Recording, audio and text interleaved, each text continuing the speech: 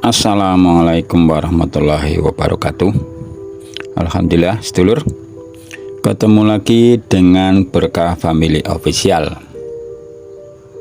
Semoga sedulur semua sehat, diberikan kebaikan, kemudahan, kemurahan rezeki, serta keberkahan. Sedulur, kali ini kita akan explore jalan, ya, artinya wilayah. Kita akan berjalan dari Desa Kumain menuju ke Tandun. Kondisi saat ini, artinya kita eksplor saat ini ketika tadi malam hujan, itu ba'da hujan, ya, setelah malam tadi hujan. Jadi ya lumayan becek, artinya ada ya sebagian jalannya, sebagian bisa jalan karena memang belum aspal, ya becek. Jadi kita awal ini dari tempat desa ini yang kebetulan ini semenisasi, ya, jalan artinya gang antar jalan itu. Jadi tepatnya ini gang antara jalan G3 dan G4, ya, yang penghubungnya ini ada gang. Gangnya alhamdulillah sudah semenisasi, tapi ya sudah lumayan, karena sudah agak lama, ya sudah ada beberapa lubang. Jadi sedulur, ya kita jalani ya kondisinya seperti ini. Ketika setelah hujan itu jalannya masih tanah dan ada ya disiram dengan kerikil supaya tidak licin, karena memang tanah di sini itu licin, ya, licin karena memang tanah liat, mungkin tanahnya tanah liat. Dan memang ada sebagian yang tanahnya berpasir, tidak licin kalau hujan, tidak becek. Itu di wilayah G3 yang bagian ujung sana itu, ya, tanahnya berpasir. Jadi kalau hujan ya tidak licin. Jadi kalau dari sini ini licin, sehingga ya diperlukan diberi sirto atau pasir batu, ya. Sedulur, nah ini kita jalan, menikmati jalan keluar, ya, dari Desa Kumain menuju ke Tandun. Jadi sedulur, apapun adanya, apapun kondisinya, ya kita alhamdulillah bersyukur, karena mengingat, ya, ketika saya kesini itu pertama kali, seingat saya itu tahun 1989 atau 889 itu, ya kondisinya ya gimana ya, itu tanahnya tanah liat dan belum dibasir sebenarnya, sehingga untuk kendaraan itu ya kalau pas habis hujan itu wah lumayan agak susah, terpuruk, sering kepater kalau benar-benar gitu. Apalagi sepeda motor, wah itu antara ban dengan sayapnya, selebor itu penuh dengan tanah. Sebentar dicongkel pakai kayu, udah bersih, jalan lagi sepanjang berapa meter, lengket lagi, dibongkar lagi. Pernah saya mengalami itu malam-malam seperti itu dengan teman tuh, masya Allah. Ya alhamdulillah, disyukuri saja, disyukuri. Dengan syukur tidak akan mengeluh, hati pun enak.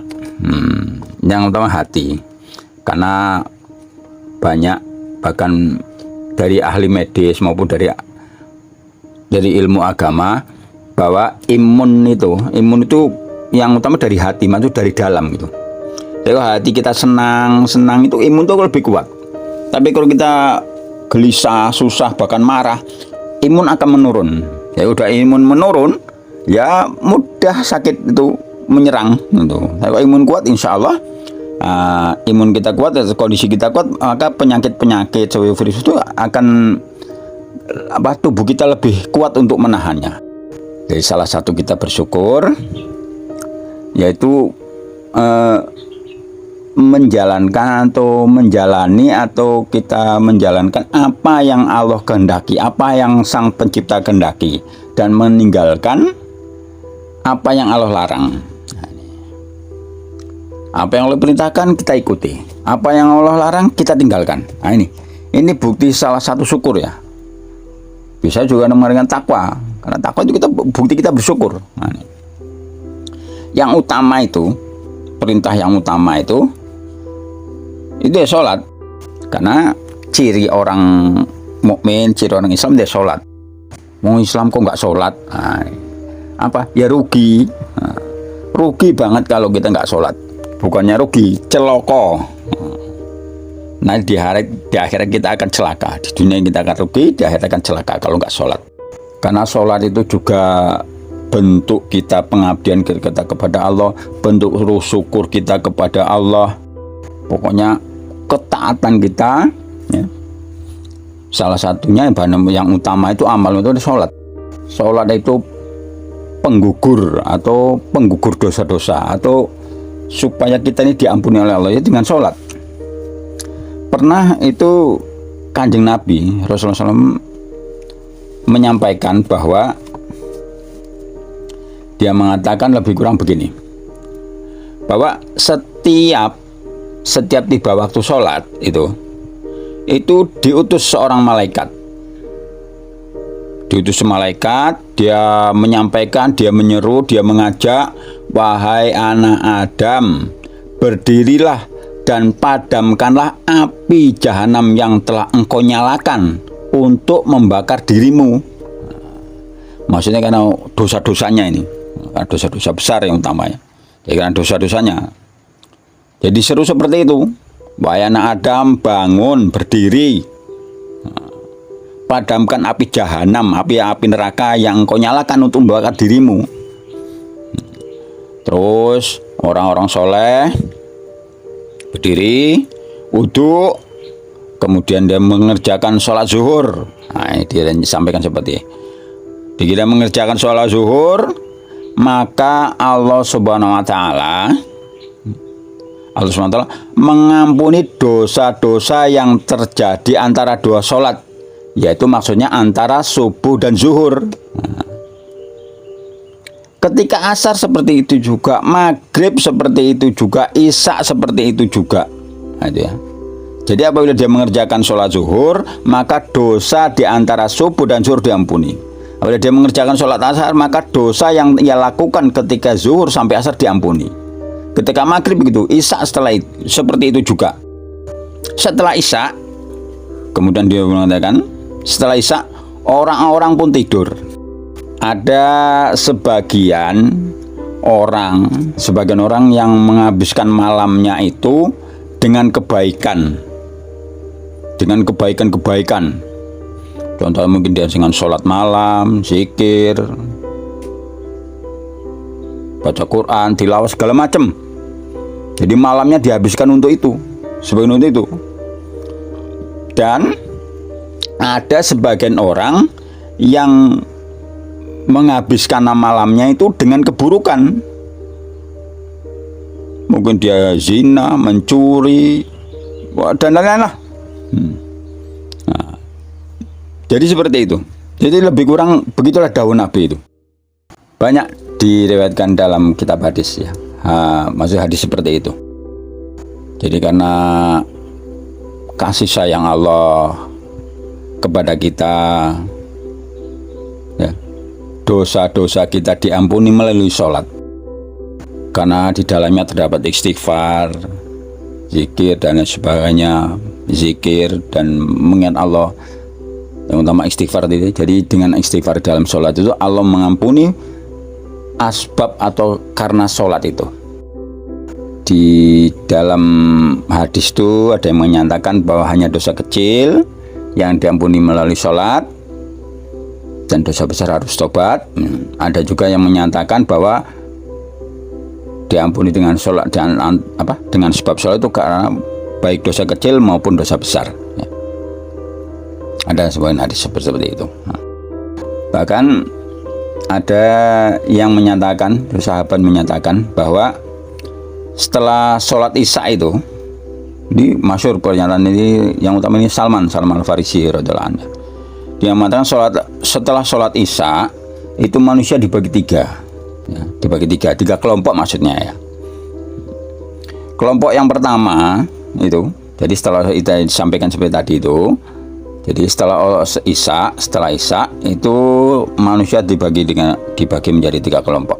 Kelompok yang pertama yaitu orang-orang yang merasa bahwa waktu malam adalah kesempatan untuk mendapatkan nikmat, kebaikan, keberhasilan, kesuksesan. Ini kelompok pertama. Kelompok pertama menyatakan seperti itu. Karena yaitu orang-orang tersebut setelah manusia sibuk beristirahat, maksudnya tidur semua, mereka sibuk dengan sholat, dengan zikir, tasbihat, tahlil segala macam, mungkin ya baca Quran, dengan istighosa segala macam, dengan kebaikan-kebaikan, maka dia mendapat banyak pahala. Dia merasa bahwa malam itu kesempatan yang baik untuk bermunajat kepada Allah, ampunan dengan Allah dan lain sebagainya. Nah ini, jadi malam itu merupakan kebaikan, kesuksesan, keberhasilan pokoknya malam itu. Kelompok yang kedua, malam itu menjadi azab dan bencana.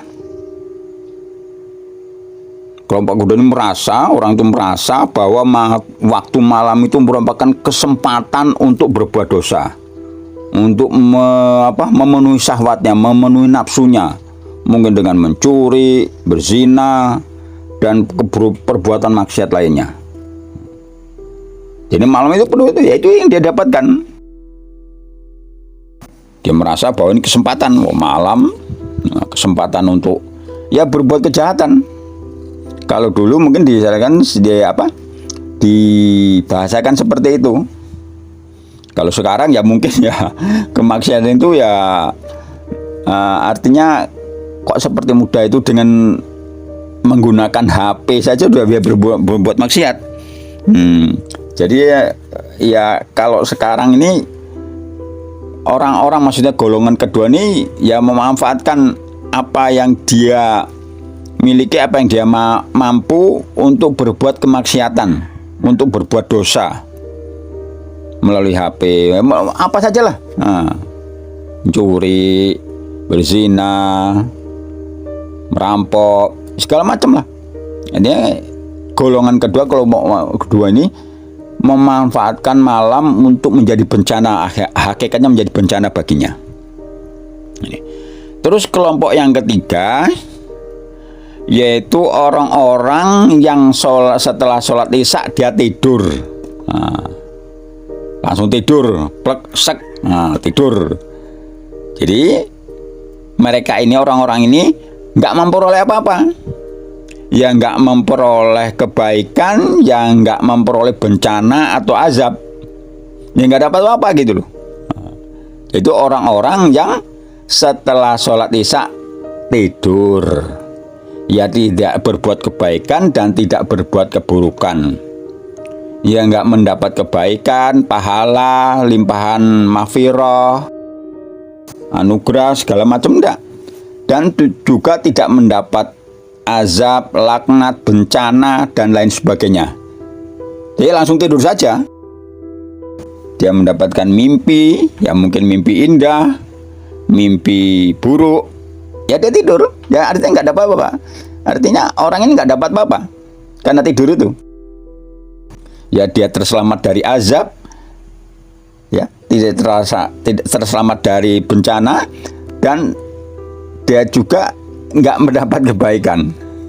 Ya biasa, nggak mendapat apa-apa gitu loh. Ya nggak baik, nggak buruk. Nah, ini golongan yang ketiga, yaitu orang-orang yang setelah Isya tidur, bangun ya sudah selesai. Nah ini begitu pentingnya sholat ya. Dengan asbab sholat Allah mengampuni dosa-dosa kita. Maka bagaimana kita usahakan kita tetap menjaga sholat. Kita usahakan semampu kita maksimalkan kemampuan kita, baik itu dalam kondisi apapun. Jangan tinggalkan sholat. kondisi apapun, baik susah, senang, sempit, lapang, sakit, sehat, tetap sholat. Karena walaupun sakit kita tetap diwajibkan sholat. Kalau udah sakit akal ya misalnya, atau sudah gila atau sudah mati baru nggak sholat. Tapi kalau selagi kita masih sehat, artinya tidak seperti itu, walaupun sakit parah tetap sholat. Bagaimana? Ya semampunya. Kalau nggak bisa berdiri, duduk baring dengan isyarat atau dengan hati saja, cukup dengan hati saja. Yang penting semampunya, yang penting tetap sholat. Demikian sedulur, kita sudah sampai di Tandun, di jalan besar. Demikian jalan-jalan kita atau explore kita, jalan yang lumayan becek dari Desa Komain menuju Tandun. Demikian kita sudahi, sampai ketemu lagi di video berikutnya. Semoga sehat selalu, keluarga sehat selalu.